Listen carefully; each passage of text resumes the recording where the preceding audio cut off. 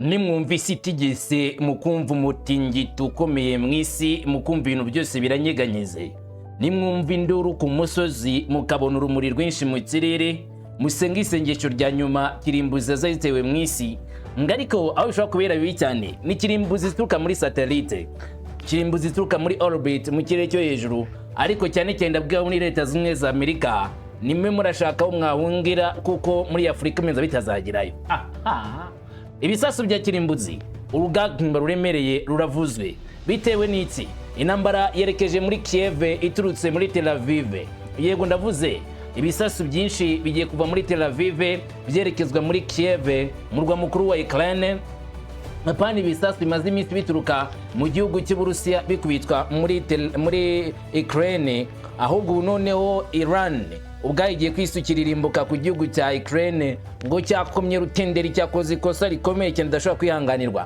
nyumvira Zelensky uko arimo kwitupagura hanga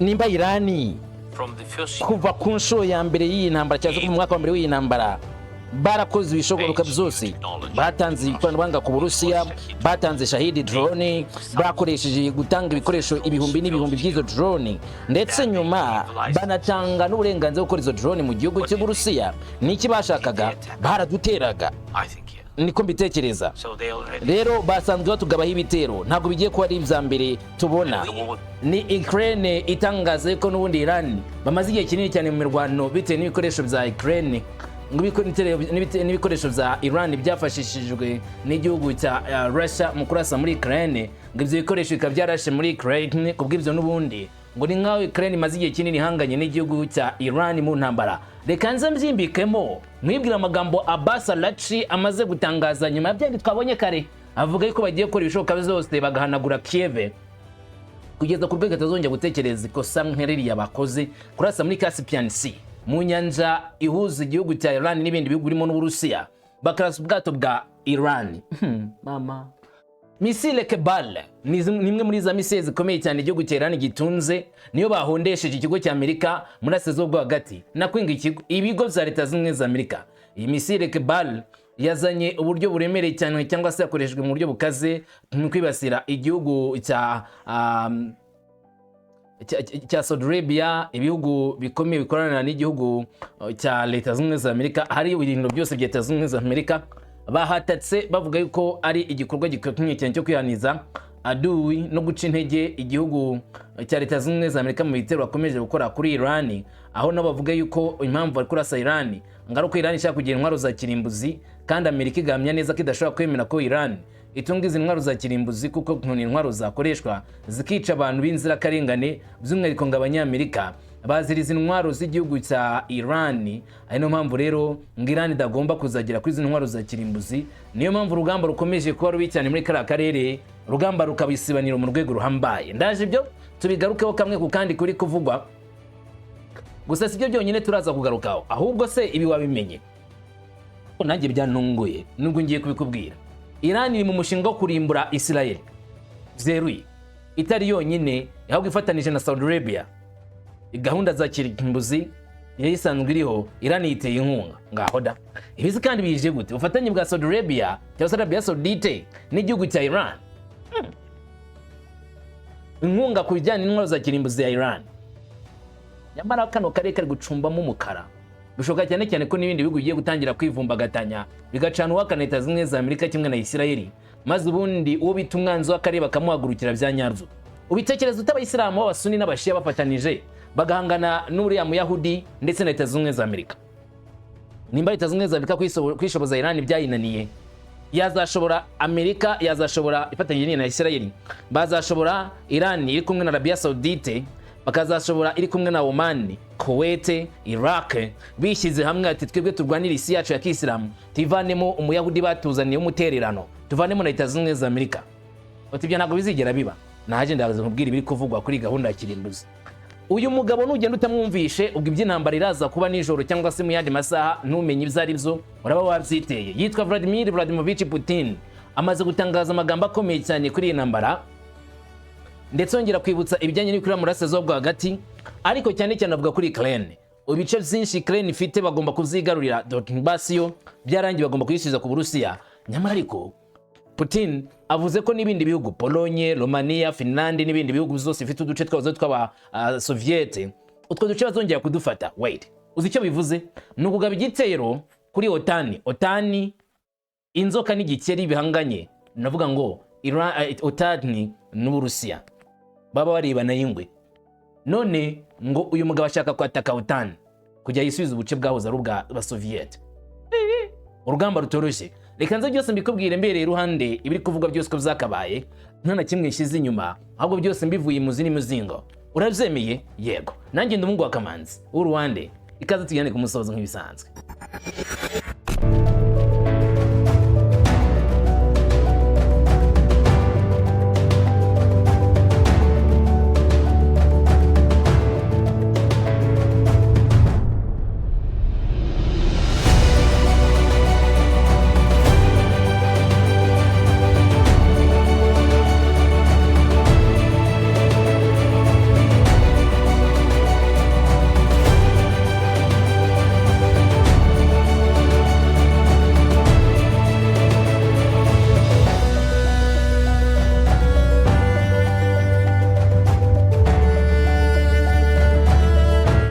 Umugani mu Kinyarwanda wansekeje ariko kandi nanone uratangaje ngo utazi nyakatsi ayituma hejuru.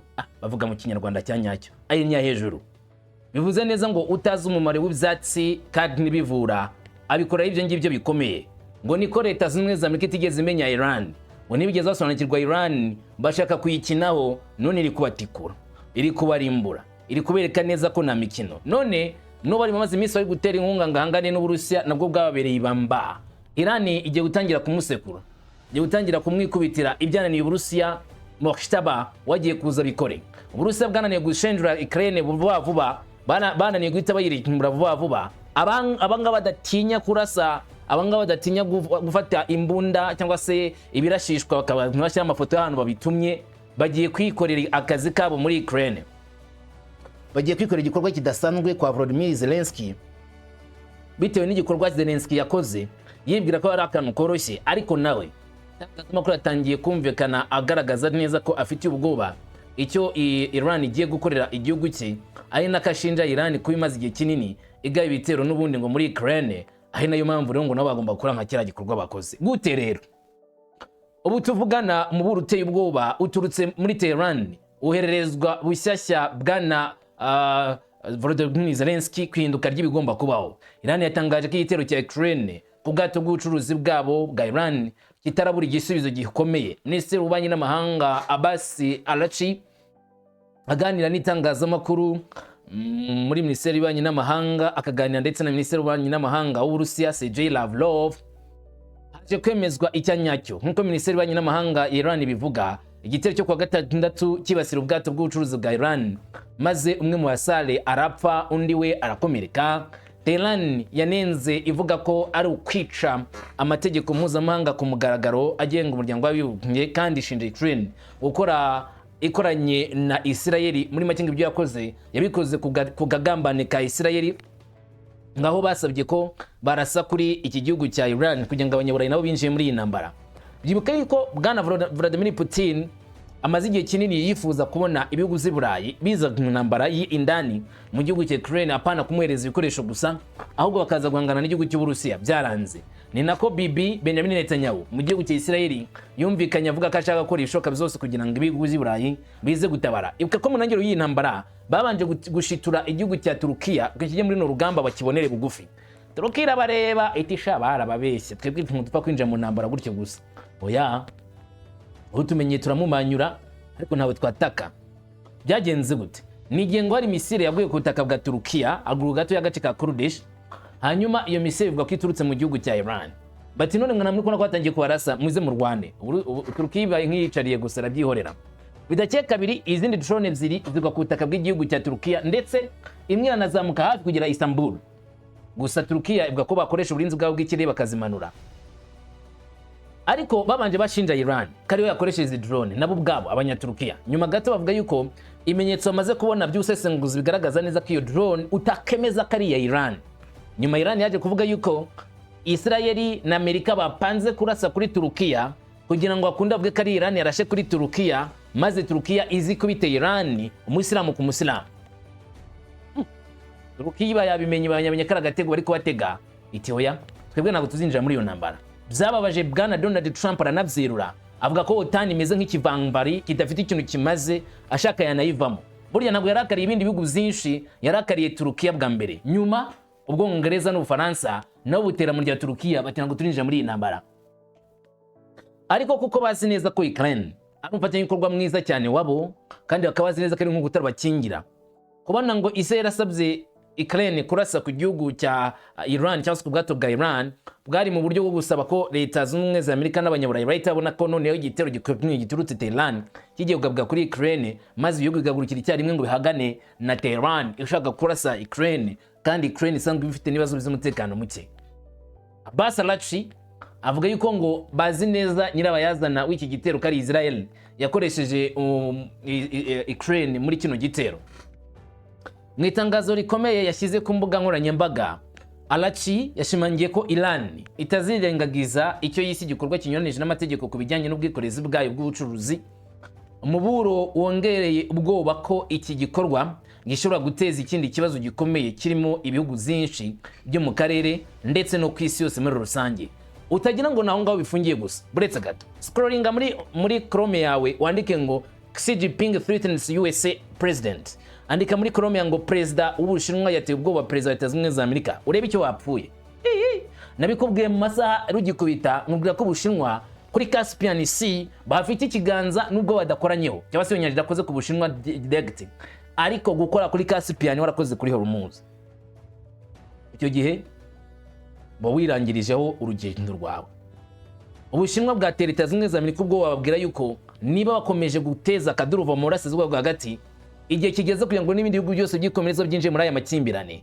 Kandi ibyo ngibyo bimeze nk'ibyo bamaze iminsi bateresha ubwo Ubushinwa ngo azakoresha Taiwan mugabo igitero ku Bushinwa, bati ibyo byose tubikurikirana tukabona neza ko ari mwe mutera akavuyo mu isi.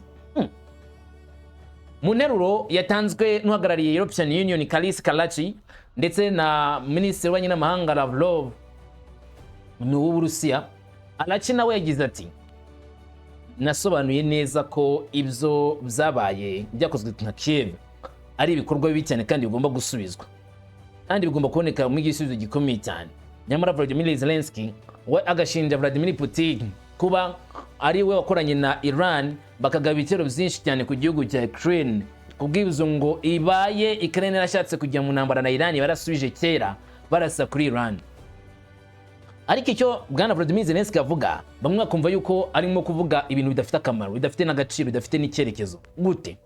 Aravuga ngo Iran imaze iminsi myinshi irasa cyangwa se imeze nk'irasa kuri Ukraine, bitewe n'ibikoresho birimo drone za Shahed zahawe igihugu cya Russia, ndetse bagabwa n'ikoranabuhanga rya Shahed ngo bakora izo drone bazikoreye mu gihugu cy'iwabo, ari naho batangiye gukora drone nyinshi cyane zo mu bwoko zirashishwa na Russia barasa muri Ukraine.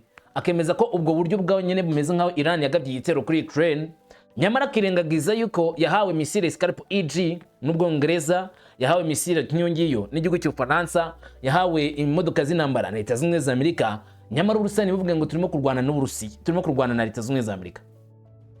Uburusiya bivuga ngo turwana n'Abanyaburayi mu buryo buri direct. Biramutse bimeze gutyo nk'uko uyabivuga, ubwo intambara twe turi kubona i New Jersey, Texas, kwa turimo kuyibona nanone kandi muri London, twakwimye ko turi kuyo ni Paris ndetse ni Budapest. Iyo ntambara yakakure ko yarageze Uburusiya busubiza igihugu bitewe n'ibitero byazanywe cyangwa se ibisasu byabo byazanywe bizaniwe Ukraine ngo birashishwe mu gihugu cy'Uburusiya. Nubwo Uburusiya bwavuze ko ibikorwa nk'ibyo ngibyo bikomeje bitazarangira gutyo gusa nta gihano kibibonetse cyabyo kuri ibyo bihugu byatanze ibikoresho bya gisirikare.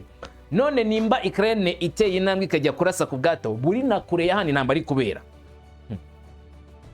bishobora kuzana ikibazo kiremereye. Uburusiya ndetse na Ukraine bagiye kubona undi muntu winjira muri intambara ubwo batari biteze cyane ari we Irani. Kuva mu ntangiriro za Nyakanga hakomeje kuvugwa byinshi, gusa Irani Volodymyr Zelensky nawe ubwe arayizi neza ngo ko ari abantu batemera gusuzugurwa, ndetse n'abantu ngo barasa mu buryo bwa buhumyi bagapfa guhondagura ibisasu byinshi. Yatangiye gutanga impuruza asaba amahanga gukurikirana imyitwarire ya Irani kuri kino kibazo cy'ubwato bwarashiwe muri Caspian uko wavuga yuko ngo ari ubwato bwari butwaye imari y'Abarusiya ari mpamvu babwibasiriye. Ati mukurikirane Irani murebe neza ibikorwa ishobora gukora. Ntabwo ari igihugu kigenda neza, ni igihugu gisanzwe kica amategeko, ni igihugu kitemera igenzura, ni igihugu kibi mu gikurikirane. Asa nkaho Bwana Volodymyr Zelensky asa nkaho ari guteza Irani ibindi bihugu ngo ari byo bigenzura neza uko Irani ikwiriye kwitwara ndetse n'uko Irani bagomba kuyigenza. Ngaho da dukomeze mu yandi makuru ari kuvugwa, Irani mu kugaba ibitero zayo ikoresha misile ziremereye nk'iyi misile yakoresha yitwa Kebal. Yabaye ikibazo gikomeye cyane ku gihugu cya Leta Zunze Ubumwe za Amerika. Reka mbivuge mbere ko mubwira iby'Uburusiya na misile kirimbuzi za Irani ndetse n'iz'Abarusiya. Ibyo byombi ahangaha biri imbere yanjye ngo nze mbikubwire.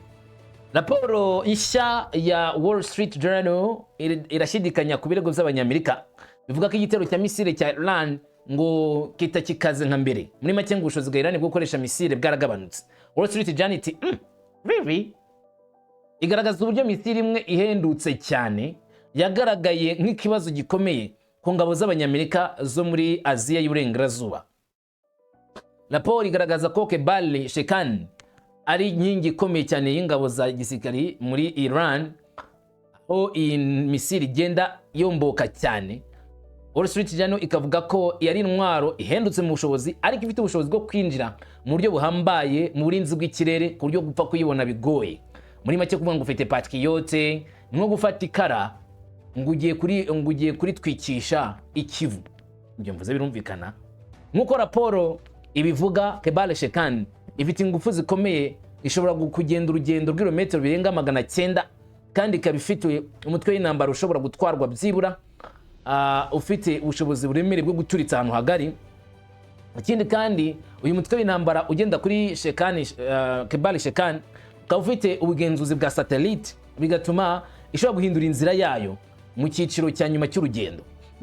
Bifate gutya, tubare yuko aho ngaho wicaye reba imbere yawe muri metero 10. Urabikoze? Yego urakoze.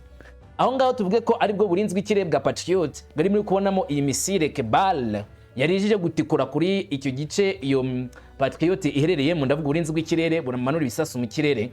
Hanyuma Kebal igeze ku ntera twavuga ngo icyiciro cya nyuma cy'urugendo rwayo mbere yuko itikura hasi ngo hasandaze.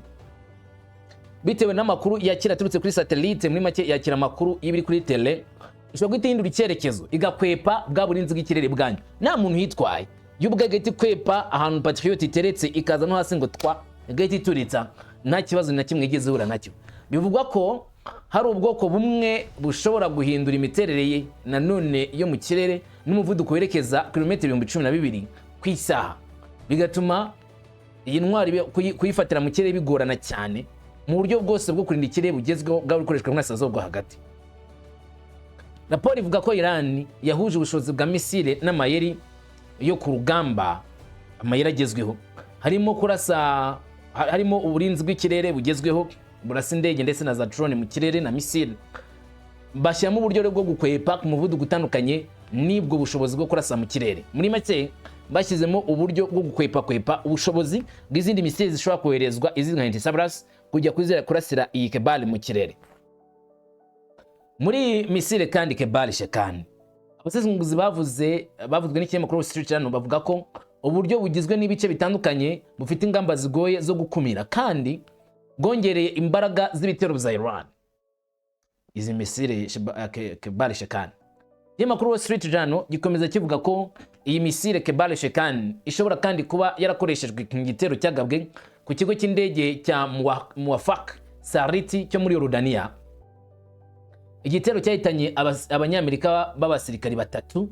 Ikinyamakuru kikavuga kandi ko Iran yongeye kugurutsa iki kimisile ku bigo byinshi bya gisirikare bya Leta Zunze Ubumwe za Amerika muri Burasirazuba bwo hagati, hakangirika ibikoresho byinshi kandi no mbere igihe urugamba rwatangiraga muri Sengo barahamanyuje iyi misile. Burya ngo hari amatongo menshi muri Israel birinda gushyira kuri les sociaux yatewe na Kebal Shekan. Birazwi neza, Wall Street Journal nibivuga ko iyi misile Leta Zunze Ubumwe za Amerika yifata nka patron, ntabwo bashobora kuyimanura ngo bikunde. We nimba Irani izamuye ikirabo cy'ingenzi ni kibuno mu maguru, kwirukanka ugasiga misile, simbizi mba wabishobora.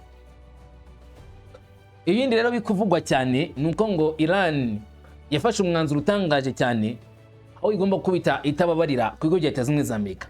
Muri Wall Street Journal nabo basoza bagaragaza ko ubusumbane mu by'ibikoresho bya gisirikare n'uburinzi bw'ikirere biyongera kuzana igihombo n'inyungu kuri bamwe.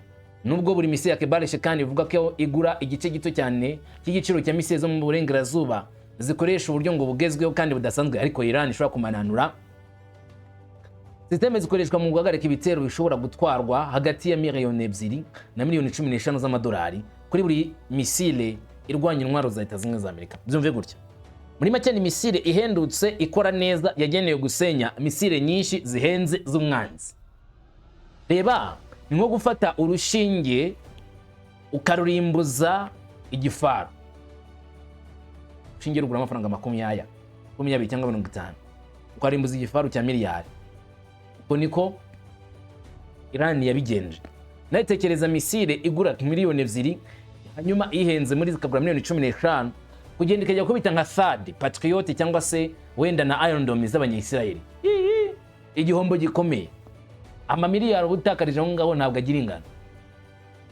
Iyi ni Irani papa, niko bahita. Avuga ko ari igihugu gikomeye gifite ubushobozi bureba kure. Ubushobozi bwabo si ubwo kwiyenza ariko nubwo guhana, niko bavuga. Abantu banya-Irani ngo sikwe turasabwa mbere ariko niko turasabwa nyuma. Bivuze ngo mupfa mbere yuko dupfa.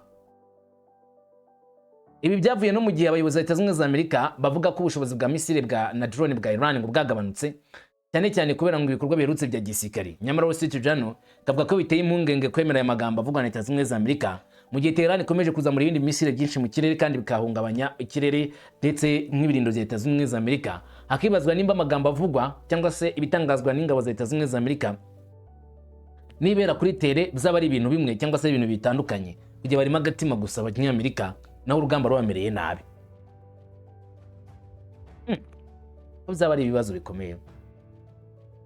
Ubushobozi bwa Leta Zunze Ubumwe za Amerika bivuga ko bwatangiye kugabanuka byavuzwe na Leta ya Iran, bagaragaza ibyo bamaze gusenya muri ibirindo bya Leta Zunze Ubumwe za Amerika: indege, uburinzi bw'ikirere, drone, imbunda, ububiko bw'amasasu, abasirikari.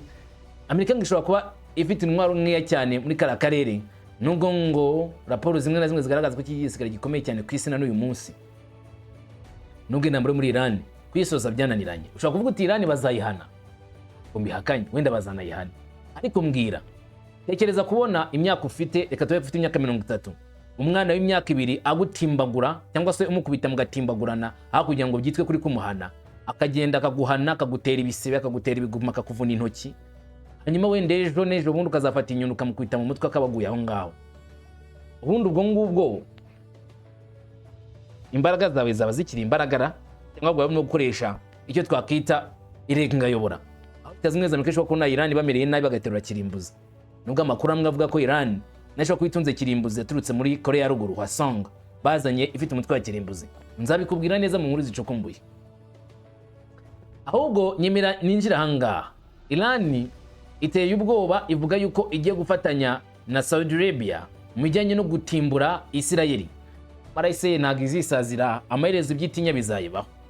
Bamugani yabirango nzagukina ku mubyimba umunsi cyo yatinyaga cyakugezeho nicyo kigiye gukorerwa Isirayeli.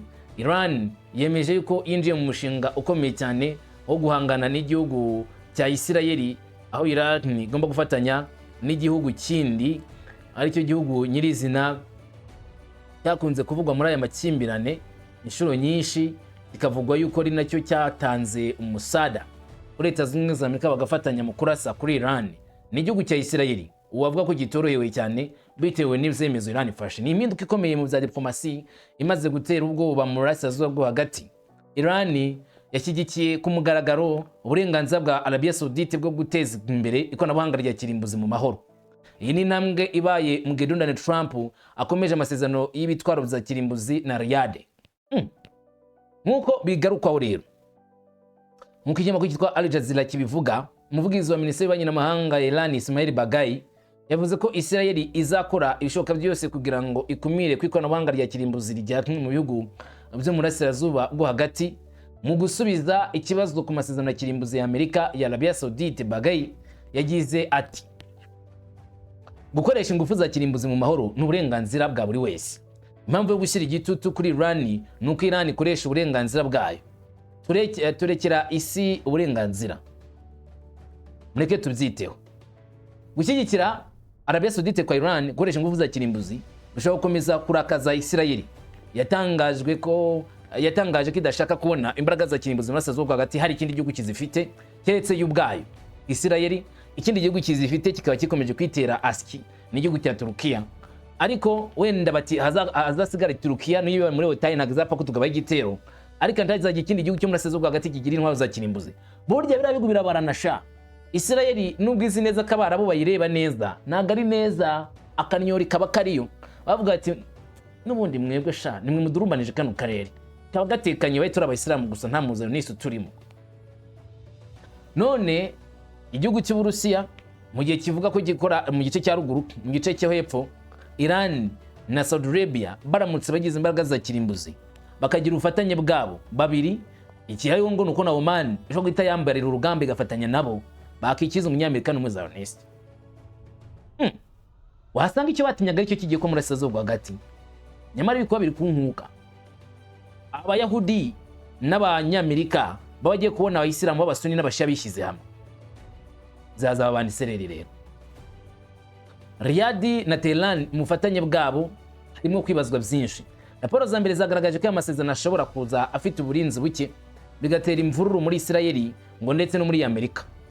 Ariko Donald Trump yaje guhindura inzira maze ahuza amasezerano ya kirimbuzi na Arabiya Sawudite mu minsi ishize. Uzi ko yabikoze aho yegeranye umubonano n'abayobozi ba Isirayeli, Arabiya Sawudite kuganire kuri intambwe Riyadi yifuzaga kugeraho yo kugira imbaraga za kirimbuzi, aho basabye Riyadi kugabanya ubwo bushobozi bwabo. None Irani yababwiye ati ariko mwebwe muragabanya ubushobozi bwanyu nkande, umugabo avibota amasimbi azabuze gahunda yanyu, turi kumwe namwe tubari inyuma, mukore bazaza kwamanyura tubatikure, mukore ibyo muzakora, ahubwo tubahana Iranium.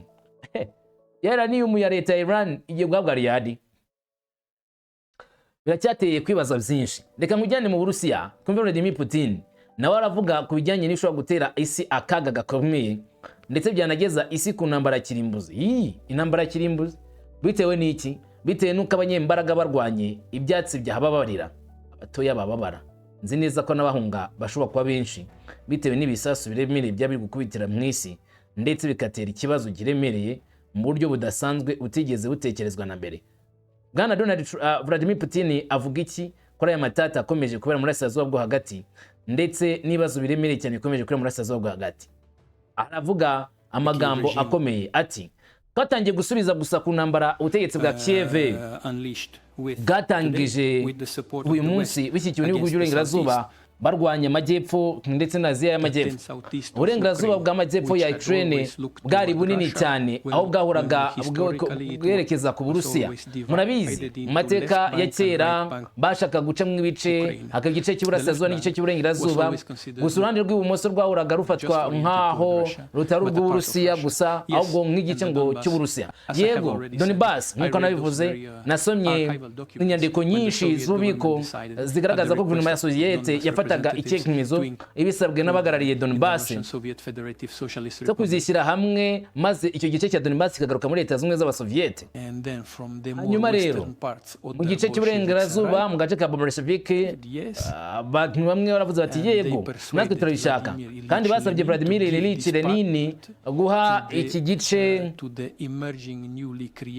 kukigira nka Ukraine nshya, bashaka kukirema bushya.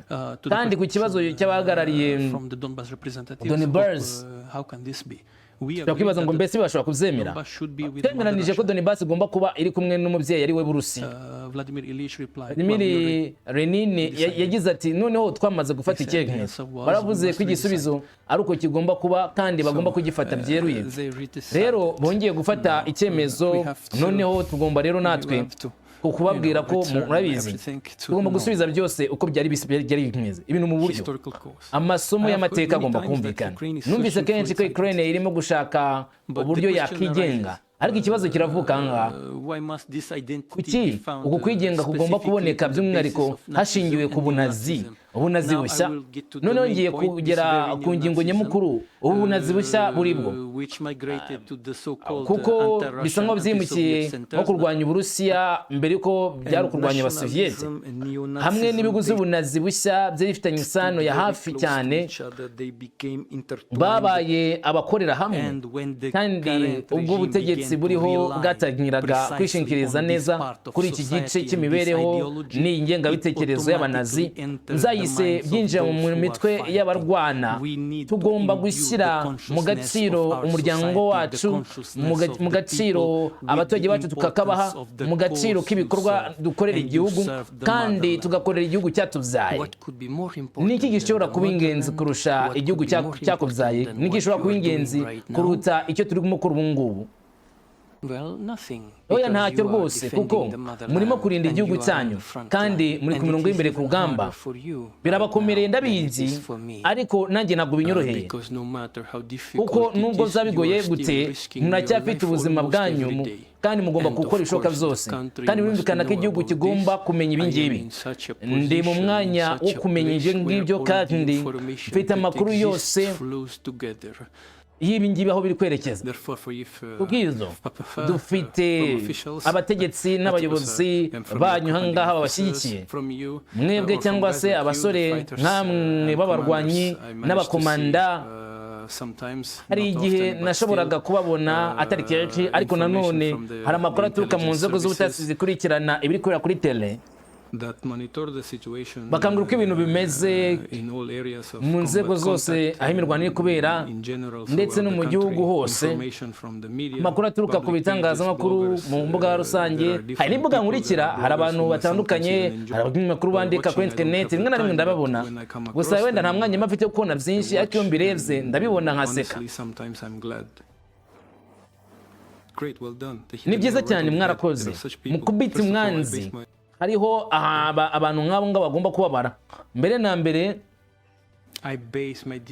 hari ibyemezo tugomba gufata kandi bidasanzwe byemewe nubwo mfata umwanzuro wa nyuma maze gusesengura ingano yose y'amakuru anzaho ndizera ko vuba ngaha Ukraine izatakaza ubutaka bw'uburengerazuba kandi ibice byagiye ku ruhande rwa Pologne ibyagiye kuri Hongria ibyagiye kuri Romania vuba cyangwa se wenda inyuma y'ejo cyangwa se wenda umunsi uzakurikira ejo bundi umwaka umwe cyangwa 15 uko byagenda kose ubutaka buzagaruka mu mwanya wabwo hari umuntu umwe gusa wahamya ubusugire bw'ubutaka bwa Ukraine uwo nta wundi ni Uburusiya babonye ko bikwiriye basanze bidashoboka maze babona ko ari byiza gutangaza ko Uburusiya ari umwanzi wabo no gutangaza ko Abarusiya badafite ikaze muri Ukraine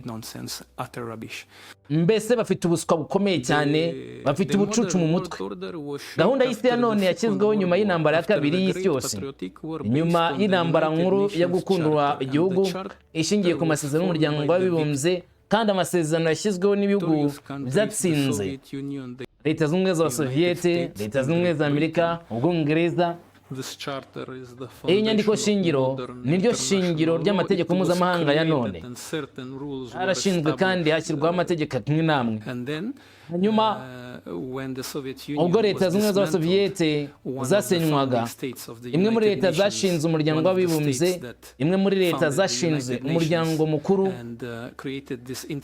bagashyiraho n'iryo tegeko mpuzamahanga iyi gahunda y'umubano zabaye nk'ayo leta itakiriho mu Burusiya abantu bashingira ku kuba nyuma y'uko uyu muryango wayeho wihariye abagize uruhare cyane mu kuwushinga bakwiriye kuba barubahirijwe mu buryo bwiza kugerageza gushyira Uburusiya mu kato ndetse no mu rwego rw'umutekano ni akajagari ahubwo kadasanzwe babimenye hari ibihugu byinshi bikunda Uburusiya bisobanukiwe inshingano turimo n'ibyo turimo gukemura ndetse no kurinda umutekano wacu no gukomeza isi ifite amahoro kandi ibi ni ingenzi cyane ku bwinshi bw'abitabira uruhando mpuzamahanga